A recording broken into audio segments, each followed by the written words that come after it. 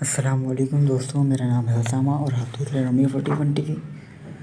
دوستوں، پرانے زمانے کی بات ہے کہ ایک بہت نیک بادشاہ ہوا کرتا تھا۔ وہ اپنی قوم پر بہت مہربان تھا۔ ایک دن بادشاہ نے حکم دیا کہ ایک جگہ پر 100 کلومیٹر لمبی سڑک تعمیر کی جائے۔ لہٰذا سڑک کا کام شروع ہو گیا۔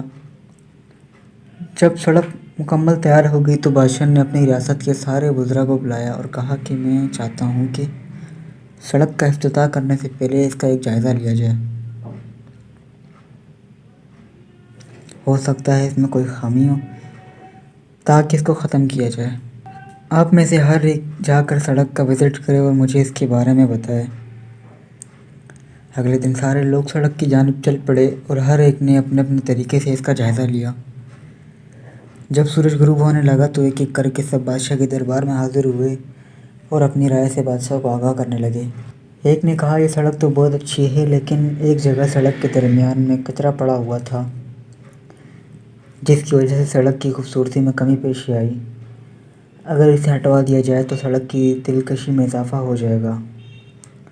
جب دوسرا وزرا آیا اس نے بھی وہی جملے دہرائے، سڑک اچھی ہے پر کچرا۔ اس طرح ہر ایک نے اپنی اپنی تجویز دی۔ جب آخری وزیر کی باری آئی تو وہ کافی تھکا ہوا تھا، پسینے سے لت پت تھا اور اس کے ہاتھ میں ایک تھیلی تھی۔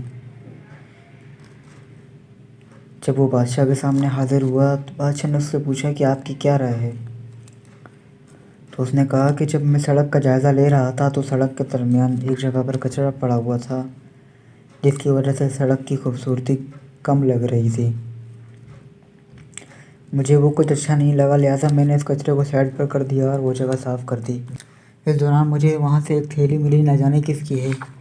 جب بادشاہ نے یہ سب سنا تو مسکرانے لگا اور کہا، یہ کچرا بھی میں نے خود ہی ڈلوایا تھا اور اس کے نیچے یہ تھیلی بھی میں نے خود ہی رکھوائی تھی۔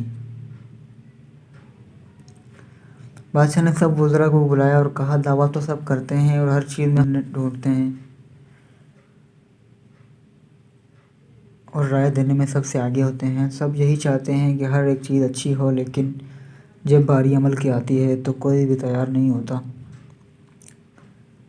اس کے بعد بادشاہ نے کہا، اس تھیلی میں دینار ہے اور یہ آپ کا انعام ہے۔